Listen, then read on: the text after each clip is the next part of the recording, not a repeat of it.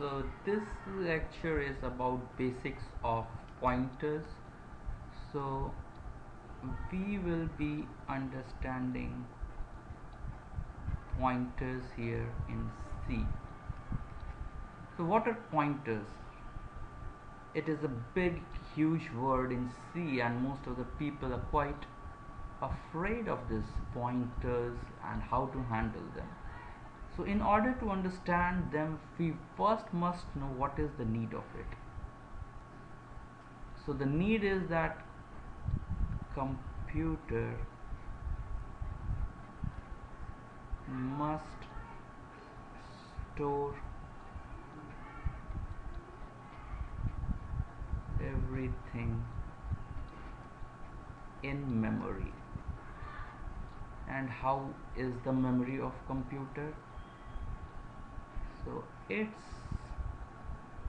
something like this. So these are the memories, and each memory has, say, some address space: 0x1000, 0x1001, 0x1002, 0x1003, 0x1004, like this the memory grows. And here there are some values that you can store. So you can store a something like 2, a 1, a 5, a b, something you can store. So this is now, it has some size, so it might be 8-bit. One memory location can store 8-bit value. So then what happens is that if, let's say, we have to store int, so it will require, let's say it's of 32-bit, so we require 4 such 8 bits, 4 into 8 bits to store int. If it is, say, char, so it's just 8 bits, so one memory location is sufficient. So what happens is that, let's say we are making and storing integers in these parts. So let's say this is 10, this is 15, this is 25. So if this is 1000 memory location, this will be 1004, this will be 1008. Now if I start storing, say, characters like A, B, so this will be just 1000. So if it started at 1008, so it will go to 1012. But now because this is just 8-bit long, so it will just require one of those memory locations. This will be 1013, C will be 114, etc. So basically these will be zeros. So 1014. And let's say that if this is a float, which is again of, so let's say this is 8.3, which is a float, so it will start at 1015 and next one will start at 1019. So this is the basic structure of memory, where each memory location, let's say, has 8-bit value it can store. So for integers, which is 32 bits, so 4 memory locations are required. For character, which is just 8-bit, just one memory location is required. For 16-bit, it will be 2 memory locations which are required. So this will keep on going.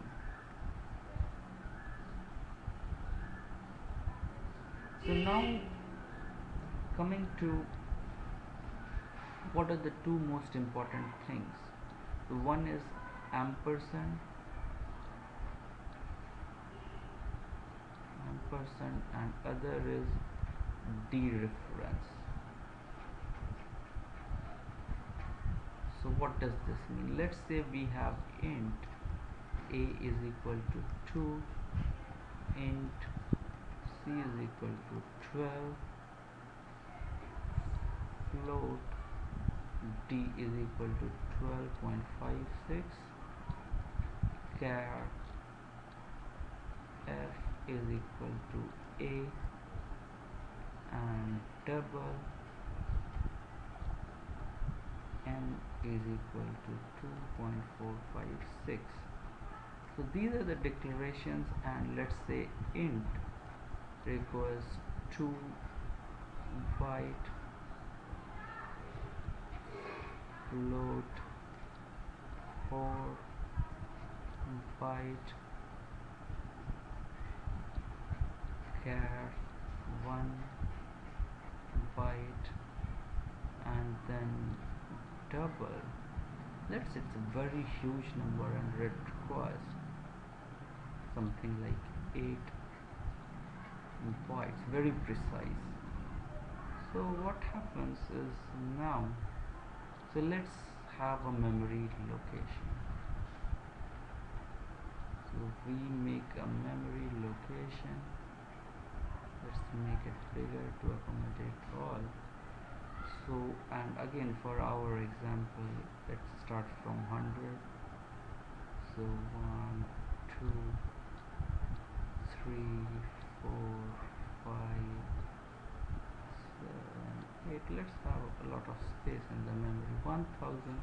So we store int a. So it requires 2 bytes. So I store 2 here, and the next memory location that is available is this, with value 102, where we store again c, which is integer, and value is 12. Then the next place that is available is, because it required 2 bytes, so 2 memory locations are used, and it will be now at 104.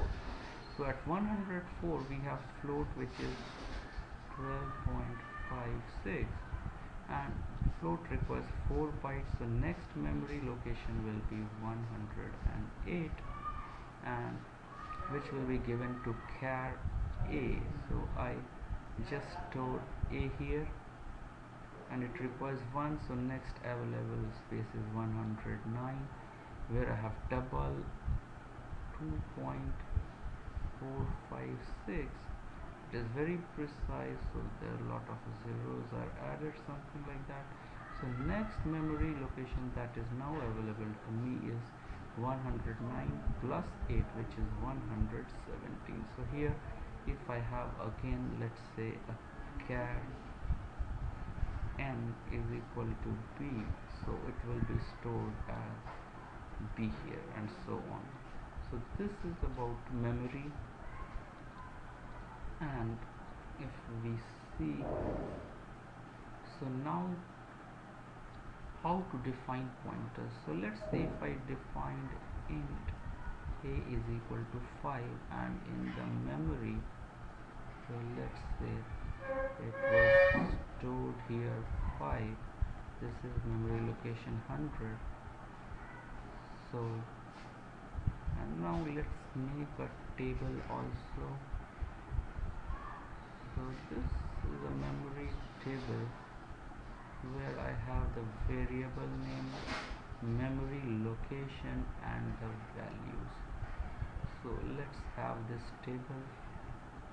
So I have variable a, and I will write the type here, it's int, memory location is 100, the value is 5. So now I define int star pointer to integer equal to ampersand of a. So it means now pi is a pointer to integer type, and it's pointing to the memory location of a. So now a new pi is a new variable, so this is variable memory, and this is value. So pi has value of the memory location of a, so it is 100, and and it's stored at, let's say, 500. So this is now done. So now what happens, let's say I define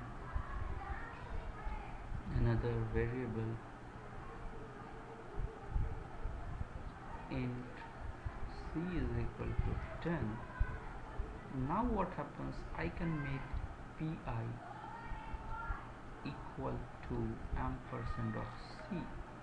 So now what happens, so let's say for c was defined, c comes here, so it's type int, this was pointer to int, and int c is defined, so it will be, say, after at 104, if integer is, assuming int is 4 and byte, it is 104, value is 10. So now if I do, this line is executed, so pi, the value now becomes equal to 104, and this 104 is now the value of pi. So now if I want to access the value that is stored at memory location 104 using the pointer, so if I want to access using pi, so what I have to use is dereferencing star pi.